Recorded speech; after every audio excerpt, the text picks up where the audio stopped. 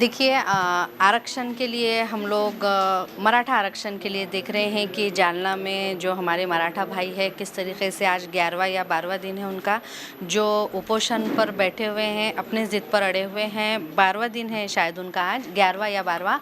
उसी तरीके से जैसे मराठा आरक्षण के लिए मनोज भाई जालना में बैठे हैं, उसी तरीके से औरंगाबाद शहर में भी जो लोग हैं वो मुस्लिम आरक्षण पर जो काम कर रहे हैं उसमें थोड़ी सी तेज़ी इस दौर में दिख रही है।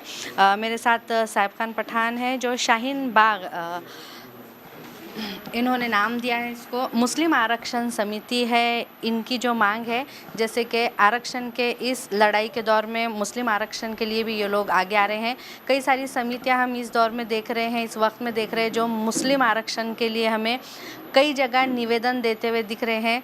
जैसे कि अब बताया जाता है कि 52% आरक्षण पूरा होने के बावजूद भी ये लोग कोशिश कर रहे हैं कि क्या वाकई में 5% जो आरक्षण मुस्लिम लोगों को मिला था लेकिन वो अभी मिला नहीं है, सिर्फ बोलने के लिए मिला है। लेकिन कई सारी लोग ऐसे हैं, जात के लोग ऐसे हैं जिन्हें पढ़ाई के लिए भी काफ़ी सारी दिक्कतों का सामना करना पड़ रहा है। आइए बात करते हैं इनसे और तफसील में जानते हैं। क्या कहना चाहेंगे सर? आज ऐसा नहीं है कि मैं मराठा आरक्षण को लिए कि आज कुछ मराठा समाज हमारे भाई उपोषण के बैठे, क्या उसलिए जो आज मुसलमान जाग गया? नहीं, ऐसी कोई बात नहीं है। मुसलमान कई सालों से आरक्षण के लिए लड़ रहा है और आगे भी लड़ता रहेगा। तो कई सालों से ये नया मुद्दा नहीं है कि आज मराठा जाग गया तो मुसलमान भी जाग गए, ऐसी कोई बात नहीं है। मुसलमान कई सालों से जैसा देश आज़ाद हुआ है वैसा मुसलमान लड़ते आया, लेकिन मुसलमानों को मुसलमान का हक इस देश में नहीं मिला है, क्योंकि मुसलमानों ने बलिदान बराबरी से दिया है, कुर्बानी मुसलमानों ने बराबर दी है। सबसे ज़्यादा योगदान मुसलमान का हुआ है इस आज़ादी के अंदर, सबसे ज़्यादा मुसलमानों का योगदान रहा है, सबसे आगे मुसलमान रहे। तो हम भी चाहते हैं जब मुसलमान सबसे आगे रहे तो मुसलमानों को भी इसका हक बराबरी का मिलना चाहिए। तो हम इस मांग को यहाँ लड़ रहे हैं और आगे तक भी लड़ते रहेंगे जब तक कि हम जो संविधान के अंदर, जो कायदे के अंदर कायदेशीर हम इसकी लड़ाई हमारी चलती रहेंगी और जब तक कि हमारा हक बराबरी का हक नहीं मिल जाता हम लड़ते रहेंगे।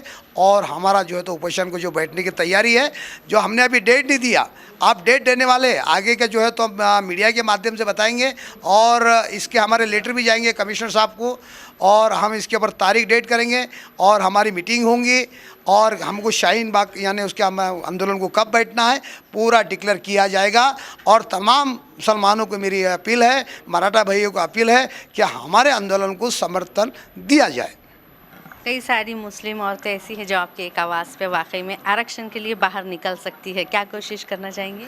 बस यही कोशिश करना चाहिए कि मैं सबसे विनती करूंगी कि अपने हक के लिए लड़िए, क्योंकि आने वाली जो पीढ़ी है उनके लिए आप क्या देना चाहेंगे? कुछ ना देना चाहिए ना, कुछ ना कुछ चाहिए ना। एजुकेशन दो या तो उनके लिए कुछ बनो, मिसाल बनो।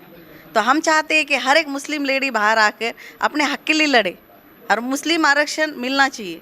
भाई ये 52% जो वो हमारे से सवाल पूछा गया था कि 52% मिला, ये तो नाम को है, मुझे तो कोई दिखता नहीं है। हमारे बच्चे तो मतलब बहुत सारे बच्चे हैं कि घर पे बैठे हुए, उनको तो कोई जॉब भी नहीं है, कुछ नहीं है, कौन सा आरक्षण मिला है हमको? इसलिए हमने आज ये परिषद रखी गई थी।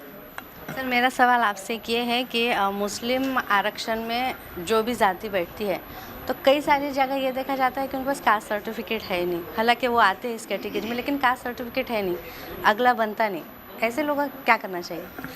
देखिए, सबसे पहले तो कास्ट सर्टिफिकेट वैलिडिटी का जो मामला है वो कानून कार्रवाई है और कानून कार्रवाई को समझने के लिए हम लोग को एजुकेशन चाहिए। और सबसे बड़ा फोकस कोई भी कम्युनिटी का हो और कोई भी देश का हो, जब तक हम लोग एजुकेशन के ऊपर फोकस नहीं करेंगे हमारा देश आगे जाएगा नहीं। और रही बात आप जैसा कास्ट सर्टिफिकेट की बात कर रहे हैं, तो हमारे समाज में यही पता नहीं कि डॉक्यूमेंटेशन क्या चाहिए। हमारे पेरेंट्स जो दादा परदादा या जो भी है लोग, उन लोगों को डॉक्यूमेंट संभाल के रखे नहीं, तो वो निकालना कैसा, वो निकालने के लिए आप लोग को मालूमात चाहिए और मालूमात के लिए एजुकेशन चाहिए। तो आज हमारे समाज में कुछ कमेटियाँ ऐसी बने कि उन लोग को गाइड करें कि भाई कौन कौन सा डॉक्यूमेंटेशन चाहिए और उसके लिए क्या करना चाहिए, कौन से ऑफिस को जाना चाहिए और उसके बाद वैलिडिटी कैसा करना चाहिए, ये प्रोसेस होना चाहिए। क्या कहना चाहेंगे सर? जैसे कि उपोषण पर बैठने की बात हो रही है, आंदोलन छेड़ने की बात हो रही है, क्या कहना चाहेंगे? देखिए, आज की जो पत्रकार परिषद है उसका मकसद जो है तो सिर्फ माहौल को गरमाना नहीं है, आज की पत्रकार परिषद का मकसद ये है कि मुसलमानों में जागरूकता आना चाहिए। और अभी एक पत्रकार साहब ने जो है तो साहिब खान पठान से बार बार सवाल किया कि आप जो है तो राज्य सरकार से मांगने वाले हैं या केंद्र सरकार से मांगने वाले हैं। तो मैं आपके मीडिया के आपके माध्यम से बताना चाहता हूँ कि अगर हम राज्य सरकार में अगर हम प्रेशर नहीं बनाएंगे तो राज्य सरकार केंद्र सरकार को किस तरीके से बताएंगी कि इस राज्य में ये घटना, ये मुस्लिम समाज या और दीगर समाज जो है तो रास्ते पर उतरा है, अपनी हक की आवाज़ लगा रहा है। जब तक राज्य में हंगामा नहीं होगा तो केंद्र को मालूम नहीं होगा। तो हम राज्य में हंगामा करना चाह रहे हैं। आपके चैनल के माध्यम से बताना चाह रहा हूँ कि हमारा मकसद ये है कि मुस्लिम समाज जैसे आज मराठा समाज रास्ते पर आया है, मराठा समाज को भी समझ रहा है कि ये राज्य सरकार का काम नहीं है, मगर जो है तो वो राज्य सरकार को ये बताना चाह रहा है कि अगर आप हमारा सपोर्ट नहीं करेंगे तो हम आपको बर्खास्त कर देंगे। ये बताना चाह रहा है मराठा समाज। तो हम भी मराठा समाज के, हमारी भी जो है तो आरक्षण की जो लड़ाई है, आज हम मराठा समाज की लड़ाई को देखकर उतरे नहीं हैं। हम भी कई दिनों से इसके ऊपर काम कर रहे हैं। हमारी भी संगठन जो है तो इसके ऊपर काम कर रही है। तो हमारा मकसद ये है कि हम जो है तो मुस्लिम समाज को रास्ते पर लाए और अपनी हक की आवाज़ जो है तो केंद्र सरकार और राज्य सरकार तक पहुँचे। और हम आपके माध्यम से ये बताना चाहते हैं कि आप हमें हमेशा एक ही नारा बताते हैं कि आज़ाद आज़ाद आज़ाद। 17 सितंबर जो है तो आज हमको जो है तो आज़ादी मिली है, ये नज़रिया है सरकार का, मगर हम आज़ाद नहीं हैं। क्यों आज़ाद हैं हम?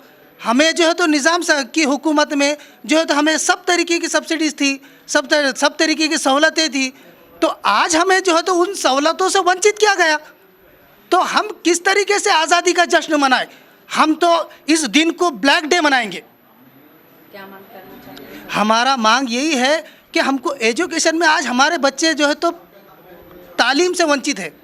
आज एक बच्चा है तो पढ़ना चाहता है, मगर जो है तो उसको आरक्षण के तहत अगर उसको जगह नहीं मिलती है तो वो वंचित हो जाता है। तो मुस्लिम समाज को कम से कम जो सच्चर कमेटी की जो रिपोर्ट है उसके अंदर बताया गया है कि आप जो है तो दलित पिछड़ों से भी नीचे जा चुके हैं।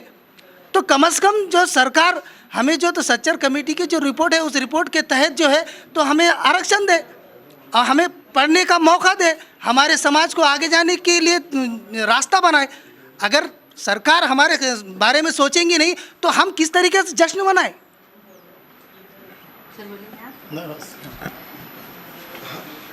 तो देखिए, ये है मुस्लिम आरक्षण समिति जो अपनी अपनी मांग को लेकर इस तरीके के प्रेस कॉन्फ्रेंस ले रही है। और इनका अगला इशारा यही है कि अगर इनकी मांग पूरी नहीं होगी तो ये उपोषण पर भी बैठेंगे और आंदोलन भी करेंगे।